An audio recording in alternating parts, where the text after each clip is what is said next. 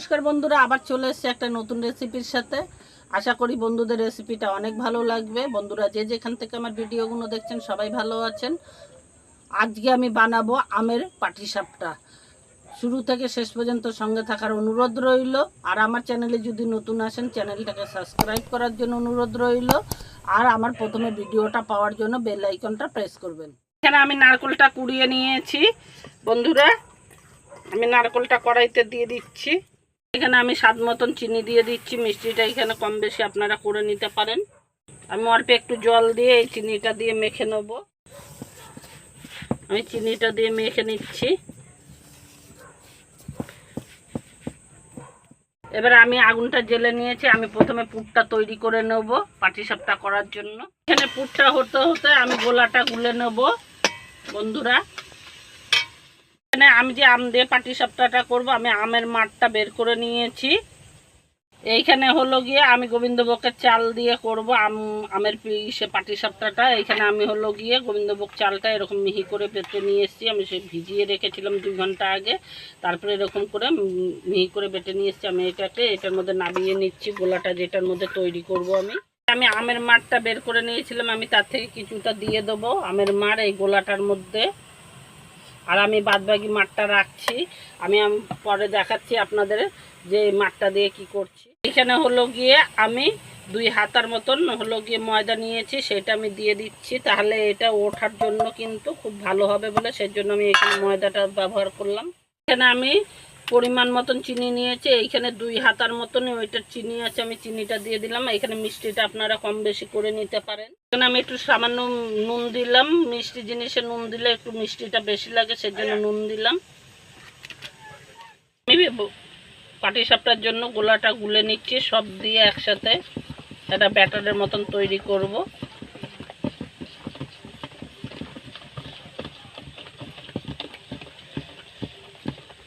বন্ধুরা আমি 2 চামচের মতন আমুল দুধ দিয়ে দেবো। এইখানে যেহেতু আম দিয়েছি আমি সেই জন্য লিকুইড দুধ দিলাম না, আমি এর জন্য গুঁড়ো দুধ আমুল দুধটা দিলাম।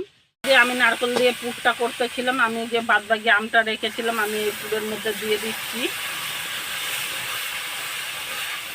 এইভাবে পুরটা করে একবার খেয়ে কমেন্ট করে অবশ্যই জানাবেন যে কেমন লাগছে এই পুরটা।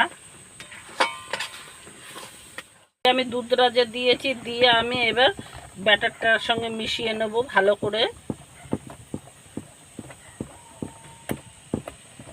এখানে বন্ধুরা একটা কথা আছে, এই পাটিসাপটা করলে কিন্তু যদি আপনার ব্যাটার যদি ঠিক না হয় কিন্তু সেই হিসেবে কিন্তু আপনার হলো গিয়ে পাটিসাপটাটা কিন্তু উঠতে চাইবে না, ভেঙে ভেঙে যেতে পারে। আপনারা ব্যাটারটা কিন্তু আমি যেই প্রসেসে করছি সেই প্রসেসে অবশ্যই করবেন, তাহলে কিন্তু আমের যে পাটিসাপটাটা ভাঙবে না। এখন বন্ধুরা এখানে ব্যাটারটা তৈরি হয়ে গেছে। এইরকম হবে পাটিসাপটার ব্যাটারটা। এরকমভাবে তৈরি করলে কিন্তু আর একদম ভাঙবে না পিঠে।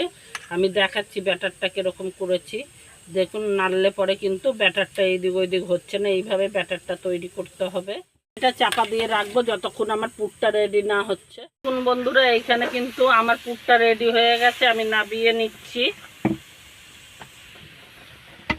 আমি প্লেটের মধ্যে ঠান্ডা করতে দিচ্ছি।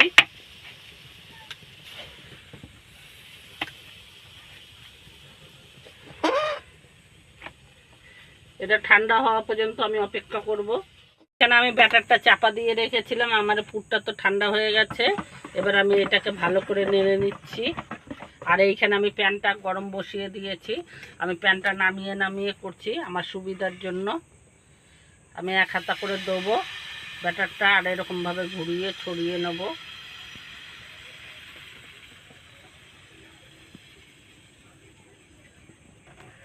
আমি বসিয়ে দিচ্ছি। এটা কিন্তু আঁচ কিন্তু খুব অল্প আঁচে করলে পিঠেটা খুব সুন্দর হবে। আমি পুরটা করে রেখেছিলাম, পুরটা আমার ঠান্ডা হয়ে গেছে। আর আমি এখানে অল্প অল্প করে নেব পুরটা, এরকমভাবে নিয়ে একটু মুঠো করে নিচ্ছি। আর এটার মধ্যে যাতে পুরোটা হয় সেইভাবেই কিন্তু আমি দিচ্ছি।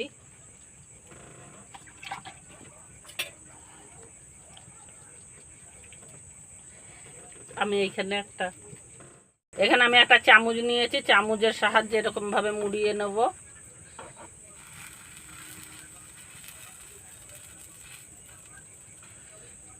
এখানে যদি ননস্টিকের প্যান না থাকে আপনারা কিন্তু এখানে চাটুতেও করতে পারেন, কোনো অসুবিধাই হবে না।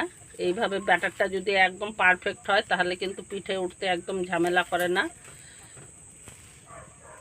দেখুন বন্ধুরা কত সুন্দর হয়েছে আমের পিঠেটা। আমি এটা নাবিয়ে নিচ্ছি। আর প্যানটা নাবিয়ে নিয়েছি, আপনাদের বোঝার জন্য আরেকটাও দিয়ে দেখাচ্ছি আমি। দেওয়ার সঙ্গে সঙ্গে কিন্তু ঘুরিয়ে দিতে হবে বন্ধুরা এইভাবে। আবার আমি বসিয়ে নিচ্ছি। এইখানে যেহেতু আমার কাঠের জাল, সেই হিসেবে কিন্তু আমি নাবিয়ে নাবিয়ে করছি আমার সুবিধার জন্য, নাহলে হাতে কিন্তু খুব তাপ লাগে। আপনারা গ্যাসে করলে গ্যাসের উপরেই কিন্তু দিতে পারেন, কোনো অসুবিধা হবে না। আমি আবার পুরটা দিয়ে দিচ্ছি, দিয়ে আমি একই রকমভাবে আবার গুটিয়ে তুলে নেব।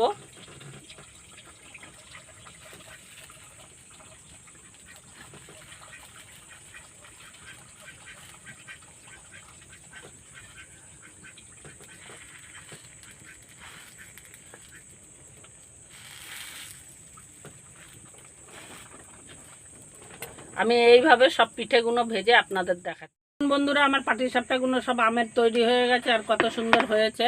ভেতরে পুরগুলো আমি দেখাচ্ছি একটা ছিঁড়ে। দেখুন একদম নরম সফট হয়েছে, তুলতুলে। এরকম সহজ সহজ রেসিপি পেতে আমার চ্যানেলটাকে সাবস্ক্রাইব করবেন, বন্ধুদের সঙ্গে অনেক অনেক শেয়ার করবেন, লাইক দেবেন। আবার একটা নতুন রেসিপির সাথে দেখা হচ্ছে, ততক্ষণ সবাই ভালো থাকবেন। ধন্যবাদ।